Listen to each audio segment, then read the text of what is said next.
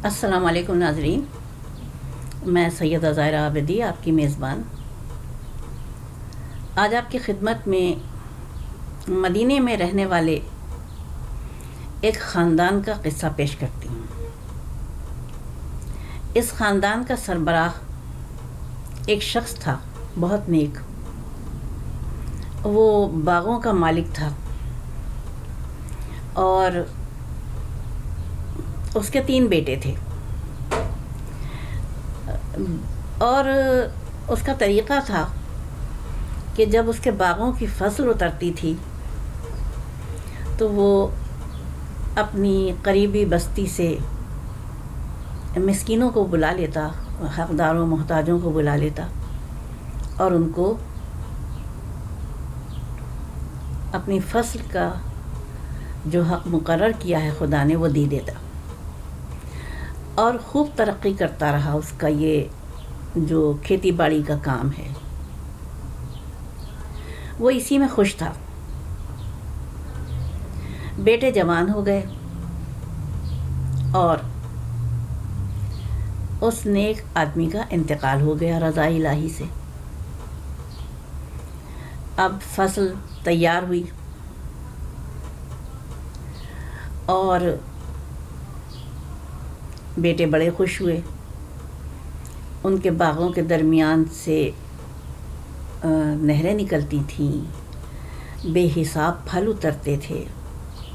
تو بڑے جو 2 بھائی تھے انہوں نے آپس میں صلاح کی کہ دیکھو ہمارے ابا جو تھے نا وہ بڑے نادان تھے، اتنا بہت سا حصہ وہ دے دیتے تھے فصل کا۔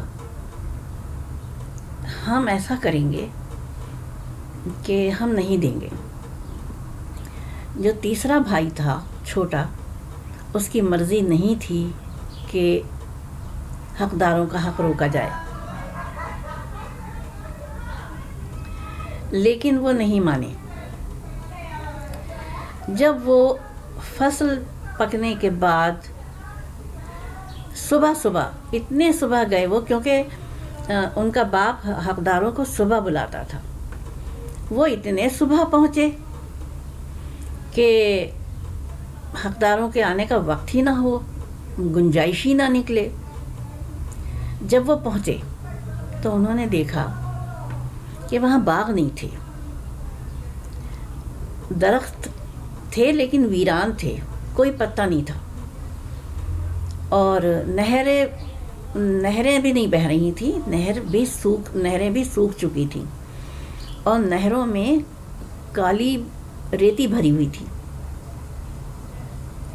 اور ہر طرف سیاہ ریتی تھی۔ یعنی رات کو سیاہ آندھی نے ان کے باغوں میں چکر لگایا، کوئی پھل نہیں تھا۔ رات کو سیاہ آندھی نے چکر لگایا، پھل سارے کے سارے کہاں لے گئی آندھی، یہ پروردگار عالم زیادہ بہتر جانتا ہے۔ اسی لیے اس نے کہا ہے قرآن پاک میں، وَآتَى الْمَالَ عَلَىٰ حُبِّهِ ذَوِي الْقُرْبَىٰ وَالْيَتَامَىٰ وَالْمَسَاكِينَ وَابْنِ السَّبِيلِ، اور اپنے مال کو خرچ کرو اللہ کی محبت میں، قرابت داروں پر، یتیموں پر، مسکینوں پر اور مسافروں پر، ہر ایک کا حق رکھ دیا ہے۔ یہ نہیں کہا کہ ان کی محبت میں، اپنے قرابت داروں کی محبت میں اپنے قرابت داروں پہ خرچ کرو، نہیں، علی حبہ، اللہ کی محبت میں۔ جب ہم اللہ سے محبت کرتے ہیں تو ہمارے دلوں میں اس رشتے کی محبت خود بخود قرار پاتی ہے، یہ اس کا اصول ہے۔ تو مسکینوں کا بھی، وہ مسکین تھے جو مانگنے والے نہیں تھے، لیکن ان کا حق تھا، وہ نیک باپ سمجھتا تھا کہ ان کو دینا ہے، اور محتاجوں کو بھی بلاتا تھا، اور اس کی فصل اتنی پھلتی تھی کہ وہ سال بھر گزارا بھی کرتا تھا اور اپنے آل اولاد کو بھی پالتا تھا۔ اب یہ پھر رہے تھے بھائی تینوں کہ یہ ہمارا باغ نہیں ہو سکتا، اس میں تو کالی آندھی آ گئی ہے اور یہ نہر بھی سوکھ گئی ہے، یہ ہمارا باغ ہو کیسے سکتا ہے؟ لیکن پھر ایک بھائی نے پہچانا اور کہا کہ یہ ہمارا ہی باغ ہے۔ پھر اس نے وہ نشانی بتائی اپنے باغ کی، تو وہ جو دونوں بڑے بھائی تھے وہ وہیں پہ پچھتانے لگے کہ کاش ہم یہ فیصلہ نہ کرتے تو اللہ تعالیٰ ہم کو یہ سزا نہ دیتا، ہمارا باغ نہ اجڑتا۔ پھر انہوں نے توبہ کی۔ چھوٹے نے کہا دیکھو میں تم لوگوں سے کہہ رہا تھا نا کہ تم لوگ یہ برا فیصلہ نہ کرو۔ پھر انہوں نے توبہ کی، اللہ کے حضور بہت توبہ کی اور کہا کہ معافی مانگنے کے ساتھ یہ بھی کہا کہ ہم تیرے حق سے کبھی روگردانی نہیں کریں گے۔ اللہ جو بڑا غفور الرحیم ہے، بڑا مہربان نہایت رحم والا ہے، اس نے پھر ان کے باغ کو وہی برکت عطا فرمائی، پھر سے ان کی نہر جاری ہوئی، پھر سے ان کے باغوں میں پھل لگے، اور پھر انہوں نے اپنے باپ کی طرح سے سب سے پہلے حقداروں کا حق نکالا۔ یہ ہمارے لیے ایک اس واقعے میں، سچے واقعے میں جس کا قرآن میں ذکر ہے، ایک سبق ہے کہ جب ہم کوئی چال چلتے ہیں برائی کی تو وہ ہمارے پروردگار تک ہماری نیت پہنچ جاتی ہے۔ کوئی بھی، میں ہوں ایکس وائی زیڈ، کوئی بھی ہو، نیت خالصتاً خدا تک پہنچ جاتی ہے۔ ہم اپنے دل میں اس کو سوچتے ہیں اور پہنچتی ہے خدا تک۔ اسی لیے اللہ نے قرآن پاک میں فرمایا ہے واللہ خیر الماکرین، اللہ کی چال سب سے بہترین ہے۔ کوئی یہ نہ سمجھے کہ وہ کوئی بھی چال چل جائے گا اور اللہ تعالیٰ اس کو پکڑ کے نہیں سوال کرے گا۔ اس کی پکڑ بڑی سخت ہوتی ہے، وہ چھٹی دیتا ہے، چھوٹ دیتا ہے، 3 بار کی نیکی کی جزا فوراً دیتا ہے اور برائی کی سزا 3 بار روک لیتا ہے۔ یہ اس کی رحمانیت ہے۔ تو ہمیں ڈرنا چاہیے حقداروں کا حق روکتے ہوئے۔ کس کا ہماری کمائی میں حق ہے، بغیر کہے ہوئے دینا چاہیے،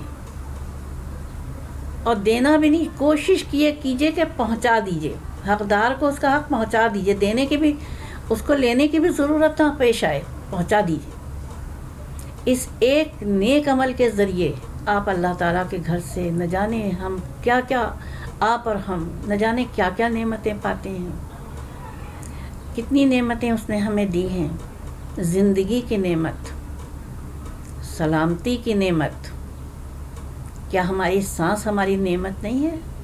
کیا ہم اس قابل ہیں کہ ایک سانس اگر ہماری اندر چلی جائے تو واپس خود لائیں؟ نہیں۔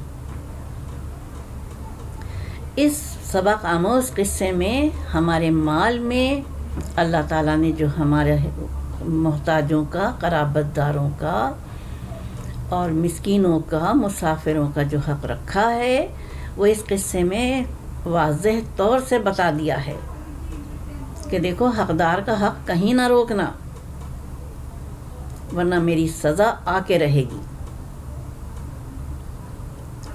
اور اس دعا کے ساتھ، اللہ تعالیٰ سے اس دعا کے ساتھ میں اس پوسٹ کو تمام کرتی ہوں کہ اللہ تعالیٰ آپ کے گھروں میں نعمتوں کی برسات بھیجے، رحمتوں کا نور بھیجے، اور جنت کی ہوائیں آپ کے آنگنوں میں چکر لگائیں، آپ کی آل اولاد آپ کو ہمیشہ حق پہچانیں، قرابت داروں کا، مسافروں کا، مسکینوں کا، اور اللہ تعالیٰ ہم سب کو بھی توفیق دے کہ ہم سب آپس میں ایک دوسرے کا احترام کریں۔ یہ بھی حق ہے، عزت اور احترام بھی ایک حق ہے۔ کوئی کہتا نہیں ہے تم میری عزت کرو، لیکن جب اس کی عزت کی جاتی ہے تو وہ بہت خوش ہوتا ہے۔ اپنے بچوں کی بھی عزت کیجئے، اپنے بڑوں کی بھی عزت کیجئے، گھر میں باہمی احترام کی فضا قائم کیجیے۔ یہی میری آج کی پوسٹ تھی۔ وآخر دعوانا الحمدللہ رب العالمین والصلاة والسلام علی خیر المرسلین وآلہ الطیبین الطاہرین۔ خدا حافظ و ناصر۔ اپنی میزبان کو اجازت دیجیے۔ فی امان اللہ۔